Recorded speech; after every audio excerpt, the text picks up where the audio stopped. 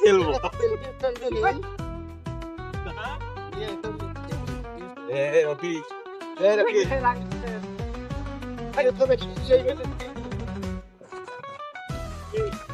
রসুলপুর চরে এই যে আসলে কিন্তু এরকম ডাঙ্গা গাড়িতে যাইতে হবে, ভারতের মুর্শিদাবাদের মতো।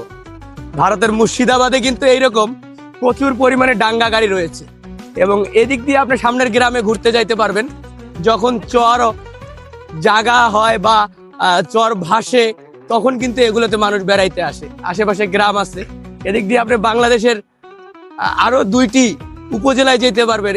সেই 2টি উপজেলার নাম হচ্ছে রৌমারী এবং রাজীবপুর। এগুলো কিন্তু নদীর উপরেই।